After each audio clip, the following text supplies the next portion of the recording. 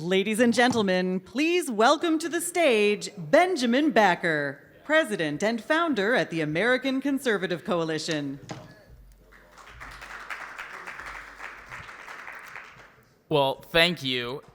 First of all, I really want to say a special thanks to Matt Swift and Nate Morris. This is an incredible event, and as I was preparing to speak about such an important topic to me, bipartisan climate solutions, I was thinking about why am I going on stage in the first place? And the reason is because I love this planet, and I'm sick of the divide on the environment and on climate change. And I have hope because of events like this that are being held in the heartland of America. I grew up in Wisconsin. This event here in Lexington, Kentucky, it proves that we can have these tough conversations across the ideological spectrum in a place that people really wouldn't expect it. And to have Chelsea on the last panel, a 2020 graduate, myself, another 2020 graduate from college, on the same stage right after each other, proves that young people can change the narrative when it comes to politics today. Because, look, I think everyone in this room would agree that politics has really sucked over the past 6 years. It's really hard to watch, and honestly, it's pretty painful. We see politicians getting news hits based on how divisive they can be. We see politicians gaining notoriety and gaining huge followings just because they say the craziest things. The top fundraisers in Congress right now are the ones who don't actually do anything, but they talk big. They say a lot. We are watching that, and for most good people in this country, they're just tapping out. They might still vote, but they're tapping out because they don't want to be a part of this divisive Congress, the divisive news that we're seeing on Fox and CNN. We're turning off social media because all we see is hatred towards each other. We're seeing people just go at each other's throats in a way that we would have never done that in person before. But now we're seeing the other side as the enemy. We're seeing each other as the enemy. We're seeing fellow Americans as the enemy. And of course, there's been divide throughout history. There's been, a lot of divide before I was even born in 1997. But to this level, where young people feel like there's no hope for the future because of the divide, is unacceptable. And there are issues like the environment and climate change that we can find common ground on. But much like politics today, it's also being used to divide us. We're seeing AOC and Madison Cawthorn and Ted Cruz go at each other's throats because, well, that's what wins.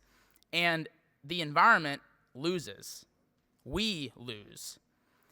And in the past, we used to work together to solve environmental challenges. Republicans created some of the biggest environmental policies of all time. Democrats did as well.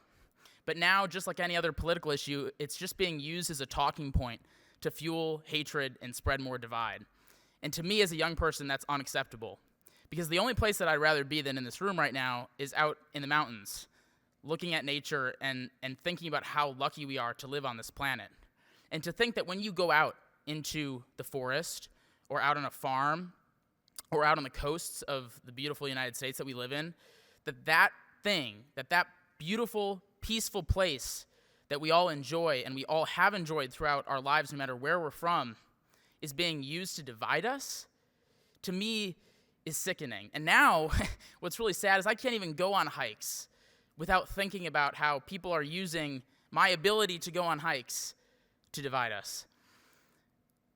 I testified at Congress with Greta Thunberg back in 2019, and it was the first time in probably a decade that I had felt like we had actually seen some hope when it came to the environment. I sat there with a very much more well-known person than I, but younger than I as well, talking about the importance of fighting climate change. And I got questions from Republicans and Democrats in Congress who wanted to know a common sense approach on climate change. It wasn't just Democrats asking me questions, it was Republicans as well. And before I started this organization that I run now, the ACC, there were no Republicans in climate change, or no Republicans in Congress that wanted to talk about climate change. And now the second biggest caucus in Congress is the Conservative Climate Caucus. It's conservatives that want to act on climate change. And they're working with Democrats to pass these bills that have actually done really well over the last few years. But we don't hear about it because it doesn't fit the media narrative that we're being told we have to fit. It doesn't get the social media clout that Ted Cruz and Madison Cawthorn and AOC get because it's not divisive. But when we look at an issue like the environment, the only thing that can separate us from the solutions is partisanship, is the campaigning that people are doing. And yet, the human race and the beautiful wildlife and the ecosystems that we all love depend on our actions to survive. And for now, the last 2 decades, an issue that used to be bipartisan is being pushed into the future as a campaign tactic. And yet, solutions are being found in Congress and in corporations, like many of the ones who are sponsoring this, because they're putting the politics aside and they're saying, look, we might disagree on immigration, we might disagree on guns, we might disagree on a whole host of issues, but on this issue, the environment, this is personal. And it's not just personal to each one of us as individuals, it's personal to us as a human race.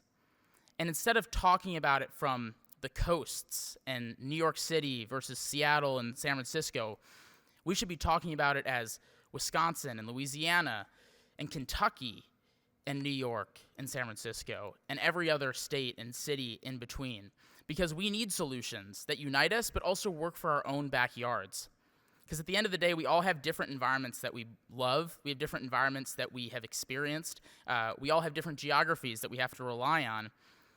And the only way for us to find the solutions is to find common ground, but also to use our own experiences and our own knowledge in our own communities to come up with one big solution that is a global problem but can be solved in our own backyards.